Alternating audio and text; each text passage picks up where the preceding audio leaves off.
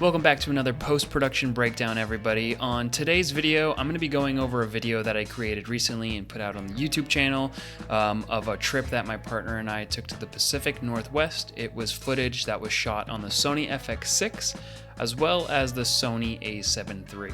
So my purpose of the video is to just go over the post-production in Premiere, kind of talk about how I color graded the video, how I added the sound design, but mostly talk about how well these two cameras matched, what it took to get there, and what are my thoughts about it. So if that's something that might interest you, make sure to stick around.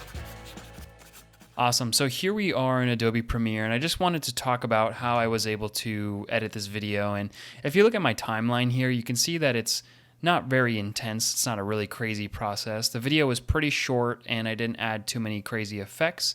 Mostly what we have here are all the video clips as well as some titles at the end here. We have 3 adjustment layers, which we'll talk about later, but that kind of goes over my color grading process. And then we have a green track, which is our music, and then all of these orange tracks are sound effects.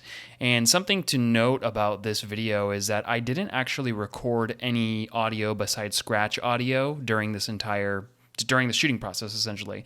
So all of the sounds, the background sounds that you hear in this video are all downloaded from the internet.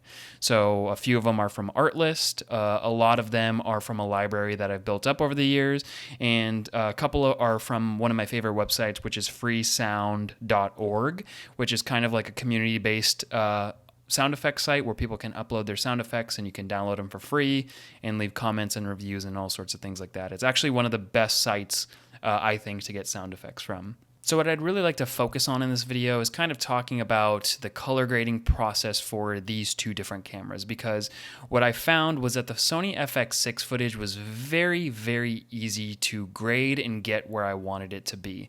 And obviously it's a much nicer, more expensive camera, and it's 10-bit, and all of that leans into the fact that it was easier to grade. But we jump over here to the Sony A7iii footage, which is a camera I've owned for about 2.5 years now and I love dearly. I struggled so much with trying to match this footage to match with the FX6 footage and be in a place that I was happy with. So if we jump into the color tab, I just kind of want to show you a breakdown of what these 3 adjustment layers are.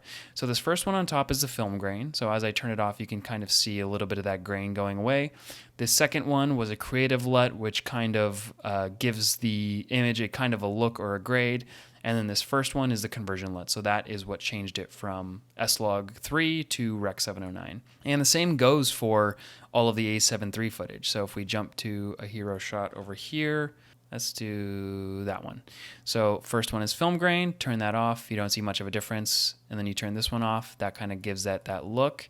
And the last one was the conversion LUT. So really the process was quite simple for me, actually. I just found all of my select shots, meaning all of the shots that I knew I wanted to put into the video, and I edited it mostly to the music. So what I did is I put the music track down and I kind of had a general idea of how I wanted the shots to be in order, and I started kind of putting them down.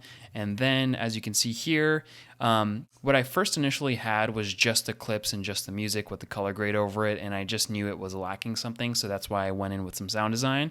And I felt like that really actually pushed this piece to be more than just kind of a B-roll montage and made it feel a little bit more like a spec short film or something like that.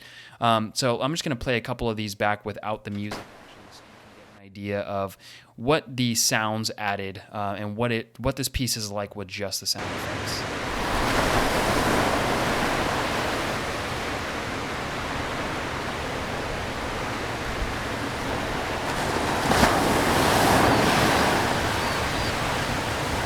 And so you can see that it does add a lot. And the cool thing is all of the sound effects were not recorded live in camera. Like I said, these were all found online. So you can see here, this track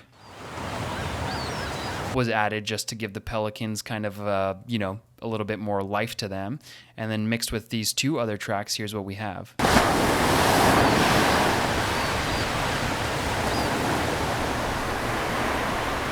Honestly, if you showed this to anybody, I doubt they would be able to know that that wasn't the live audio. So sound design is super important, but what's more important than that is making it feel real. So really be cautious about your timing and where you place the sound effects. I found this one of the crashing waves worked really, really well as the waves crashed. right here. So being cautious about your timing is going to play a huge role in how your sound design plays off and the realness of it. So now what I'd like to talk about is what it took to get the A7 III footage to be in a place I was happy with. And just to give you an idea, what I do is I add a conversion LUT on this first one, I add a creative LUT on this one, and then I add film grain. All of the adjustments to each clip are made locally to the clip.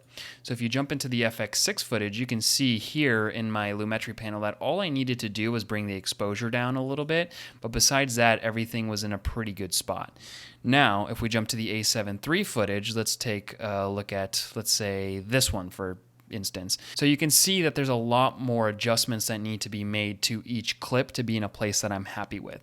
And I don't know exactly why that is. I think it's just the nature of an 8-bit camera or using S-Log2 and trying to match it to S-Log3. But in general, to get the same highlight and shadow roll off, it really did take a lot more tweaking. Some of those tweaks were made in the basic correction. Some of them I would make in curves right here, as you can see, the hue versus luma and the hue versus hue. And the last thing I'd like to cover is just the LUTs that I use to color grade each piece. So for all the FX6 footage, you can jump over here.